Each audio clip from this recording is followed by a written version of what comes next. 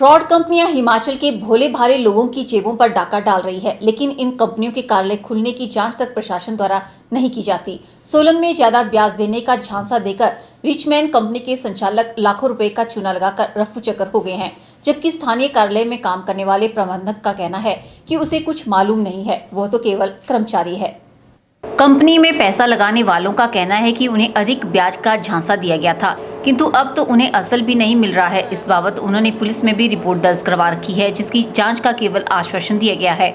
इस मामले में 2 सगी बहनें सामने आई और अपना डूबा हुआ पैसा वापस लेने की प्रशासन से गुहार लगा रही हैं।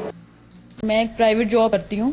हमारे जो है रिचमैन कंसल्टेंट एडवाइजर कंपनी में अमर नाम का लड़का है गड़खल से, उसने 4 लाख रुपए मेरे लगवाए हमारा माइंड वॉश करके। उसने मेरी सिस्टर के थ्रू किया था कांटेक्ट, मेरी सिस्टर के साथ काम करता था और दीदी के 50,000 रुपए लगाए। 4 लाख रुपए के तो मेरे पास मतलब मैंने चेक के थ्रू पेमेंट की है और जो कैश दिया है दीदी ने वो अलग से है। तो मेरे पास जितना भी था मैंने सारा लगा दिया उसके कहने पे, क्योंकि उसने इस तरीके से हमारा माइंड वॉश किया कि कुछ भी हमें समझ नहीं आया।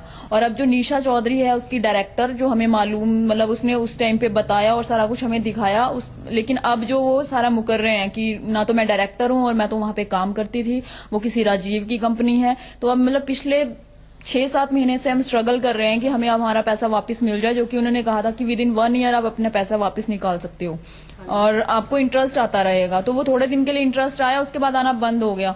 और फिर 1 ईयर के बाद जब हमने कहा कि हमारे पैसे जब हमें जरूरत पड़ी कि वापस दो, तो वो साफ मना करने लग गए अब कि हम नहीं देंगे वापस एंड ऑल।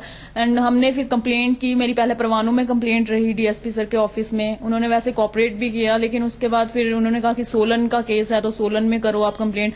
अब सोलन में ये काफी दिन से है, हमने जनवरी में की थी कंप्लेंट, तो उसके बाद से अभी तक हमें कोई अपडेट नहीं है कि क्या हुआ है इस केस में।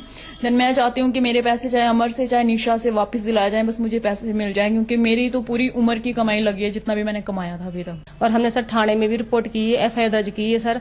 हमारी सबसे हाथ जोड़ के यही प्रार्थना है सर कि हमारा पैसा हमारे को दिलाया जाए और जो दोषी है निशा अमर कोई भी दोषी है सर उनको सजा मिलनी चाहिए सर, क्योंकि गरीबों का पैसा उन्होंने बहुत खाया सर। हम मेहनत की कमाई है सर हमारी, हम दिहाड़ी लगाते सर कंपनी में, फिर सर हम दाल रोटी कमाते खाते सर, और ये लोग हमारे को ठगने के लिए बैठे हुए हैं सर। तो इसलिए हमारी सबसे यही प्रार्थना है सर पुलिस वाले जो भी है सर कि हमारा पैसा हमारे को दिलाया जाए और इनको सजा मिलनी चाहिए सर, निशा हो चाहे अमर हो सर। ब्यूरो रिपोर्ट के चैनल सोलन।